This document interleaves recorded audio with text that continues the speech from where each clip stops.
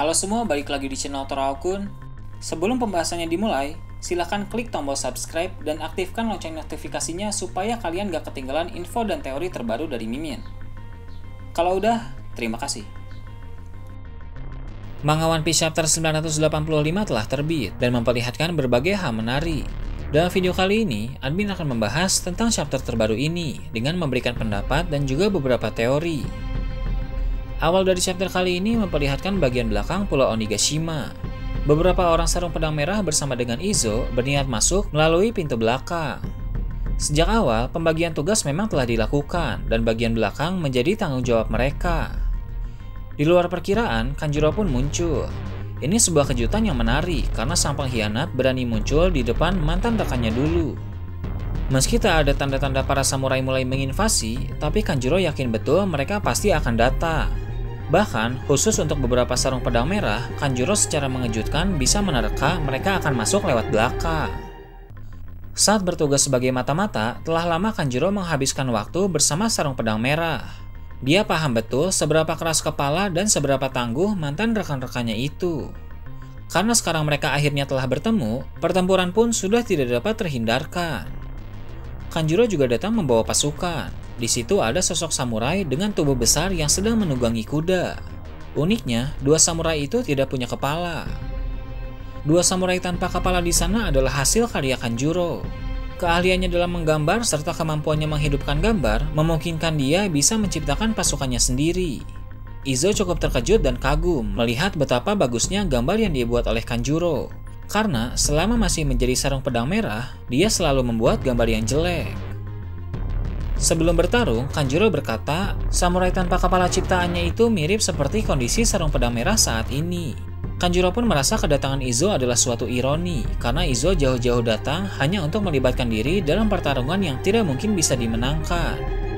Raizo pun menepis perkataan itu dan bilang kepada Kanjuro untuk segera melepaskan Momonosuke. Mendengar Raizo menyinggung soal Momo, Kanjuro malah memberitahu cerita yang mengerikan. Beberapa waktu yang lalu, saat Kanjuro sedang dalam perjalanan membawa Momonosuke ke hadapan Orochi, putra dari Oden tersebut sempat memungut pisau. Dia berusaha kabur, bahkan berhasil melukai telapak tangan Kanjuro. Kanjuro kesal kemudian memukul Momo sampai babak belur. Sekarang ini Momonosuke sedang menunggu untuk dieksekusi. Kanjuro terlihat yakin sejarah keluarga Kozuki akan berakhir dalam beberapa menit lagi. Kiku sempat menangis mendengar cerita Kanjuro, karena walaupun dia laki-laki, Kiku memiliki wajah dan hati yang lembut seperti perempuan. Dengan segera, dia mengenakan topeng dan helm zirah untuk melengkapi kostum samurainya. Kemudian dia bersiap untuk menyerang. Sebelum itu, Kiku juga sedikit memberitahu soal kehebatannya. Dia berkata sebaiknya Kanjuro menutup mulut, karena sekali Kanjuro terkena tebasan dari Kiku, maka luka yang akan Kanjuro dapatkan akan membekas sampai akhirat dan menyiksa jiwa Kanjuro selamanya. Luka dari tebasan Kiku bagaikan salju yang tersisa pada musim semi. Perkataan Kiku itu tidak membuat Kanjuro takut, kemudian mereka pun beradu senjata. Di situ terlihat keduanya menggunakan Bushoshoku Haki karena efeknya sangat terlihat. Kemudian pasukan mereka pun mulai saling menyerang. Di sini ada hal yang unik karena terlihat saat Inuarashi menendang menggunakan kaki kiri, kaki yang harusnya telah buntung itu kini telah terpasang pedang, sedangkan Nekomamushi, tangan kirinya yang telah buntung terpasang senjata api. Scene pun berganti, memperlihatkan Luffy dan Yamato yang sedang berada di loteng istana Kaido. Yamato dengan ringan berkata bahwa dirinya adalah Kozuki Oden. Gadis cantik itu juga mengaku bahwa sejak lama dia telah mencari informasi sampai akhirnya dia tahu bahwa Luffy adalah adik dari Ace. Dengan begitu, Yamato yakin Luffy akan mau membawanya berlayar di atas kapal milik Luffy. Perkataan dari Yamato ini bisa menjadi pertanda bahwa setelah Perang Wano nanti, dia akan bergabung sebagai kru bajak laut topi jerami. Yamato juga menceritakan soal kehidupannya yang memilukan. Sejak umur 8 tahun, Yamato terjebak dalam kehidupan yang terkekang.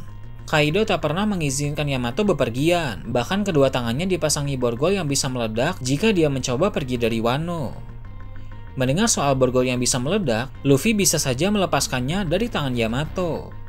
Luffy sudah menguasai Bushoshoku Haki tingkat tinggi, jadi dia bisa melakukan hal itu, seperti yang dia perlihatkan saat melepas kalung yang bisa meledak ketika berada di penjara Udon. Bila Yamato serius ingin berada di pihak Luffy selama pertempuran, borgol itu akan dilepas. Luffy juga menegaskan satu hal bahwa dia tetap akan menghajar Kaido walaupun di depan mata Yamato. Ternyata Yamato sama sekali tidak keberatan walau ayahnya dihajar oleh Luffy. Bahkan Yamato sendiri juga ingin menghajarnya. Sementara Luffy sibuk menghabiskan waktu berduaan dengan Yamato di loteng istana, Kaido mulai berpidato. Sudah 2 tahun berlalu sejak perang besar Marineford yang menewaskan Shirohige. Hal-hal menghebohkan mulai menjadi kenyataan, termasuk pemerintah dunia yang menghapus Ichibukai. Sekarang ini, pemerintah dunia dan angkatan laut sedang dalam tingkat kepercayaan diri yang sangat tinggi, karena mereka punya kekuatan baru. Kekuatan baru yang Kaido maksud kemungkinan besar adalah SSG, penemuan terbaru ciptaan Dr. Vegapunk yang mampu menggantikan peran Shichibukai. Sepertinya, Kaido sudah tahu soal SSG. Entah dari informan bajak laut hewan buas, atau bisa juga dari Big Mom, karena bajak laut Big Mom punya kemampuan terbaik dalam mencari informasi. Sekuat apapun angkatan laut sekarang, Kaido tidak takut karena dia telah beraliansi dengan Big Mom. Mereka berdua menjadi aliansi yang paling mengerikan saat ini. Keduanya juga bermaksud mencari senjata kuno, karena Kaido tahu senjata kuno adalah senjata yang paling kuat di dunia. Mengetahui senjata kuno disinggung dalam chapter ini, admin langsung teringat sosok Karibo. Karibo tahu soal senjata kuno Poseidon karena dia pernah ke Fishman Island, tepatnya dalam manga chapter 650. Memang saat ini tidak jelas kabar dan keberadaan Karibo. Namun, tampaknya dia akan mulai berperan penting dalam cerita dengan memberitahu soal Poseidon kepada Kaido. Sepertinya Karibo telah tertangkap oleh bajak laut hewan buas. Nah, agar dia tidak dibunuh oleh Kaido, dia pun memberitahu soal senjata kuno Poseidon agar nyawanya diampuni. Tak lama setelah Kaido membahas niat mencari senjata kuno bersama Big Mom akhirnya muncul. Kemunculan Big Mom terlihat mengerikan, sebab dia membawa pasukan Homies. Zeus pun telah diambil lagi oleh Big Mom, karena Nami dan yang lainnya telah dikalahkan. Kaido dan Big Mom pun berteriak bahwa mereka akan pergi mendapatkan One Piece. Setelah mendapatkan senjata kuno dan One Piece, mereka bermaksud ingin membawa dunia dalam kekacauan.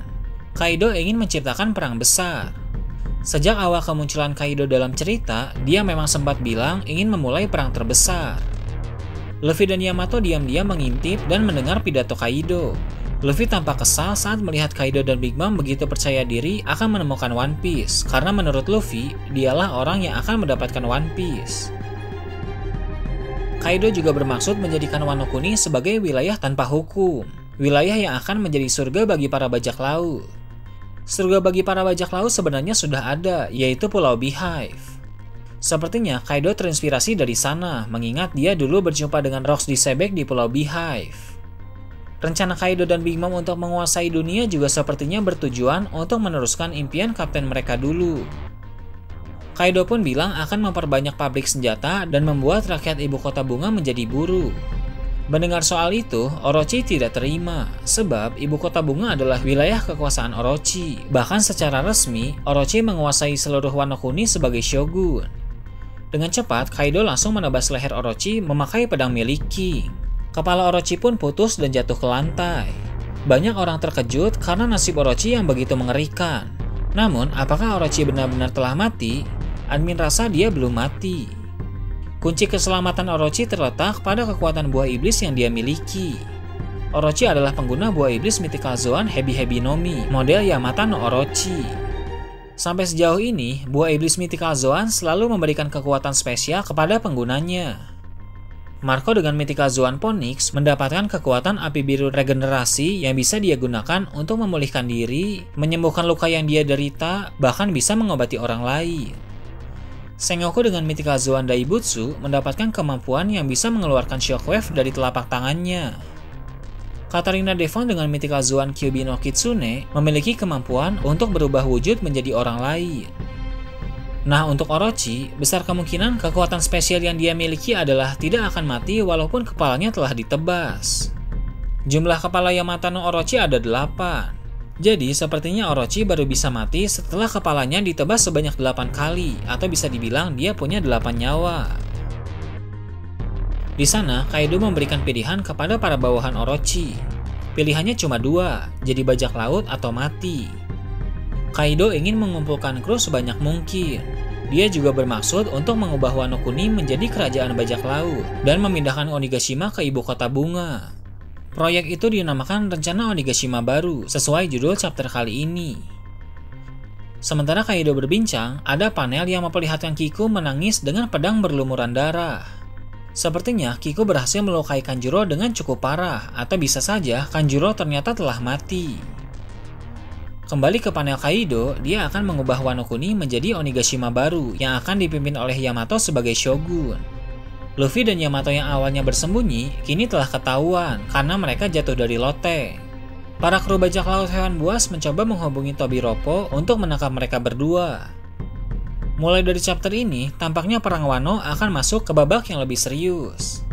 Beberapa Tobiropo sepertinya akan mulai bertarung dengan lebih serius. Akan ada beberapa pertarungan yang terjadi.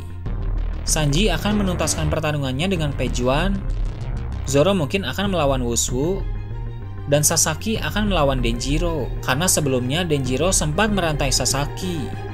Black Maria mungkin hanya akan menonton saja, dan Ulti yang sedang kesal akan mengejar Luffy dan Yamato yang sedang berlari. Nah, sedangkan X-Drake, dia akan terlebih dahulu memberitahukan informasi ini ke markas pusat Angkatan Laut, sehingga Angkatan Laut pun akan mulai mengirim pasukan. CP0 juga pasti akan datang, karena sebelumnya mereka sempat bernegosiasi dengan Orochi untuk mendapatkan suplai senjata dari Wano. Tapi Orochi menolak dan berkata tidak takut dengan pemerintah dunia.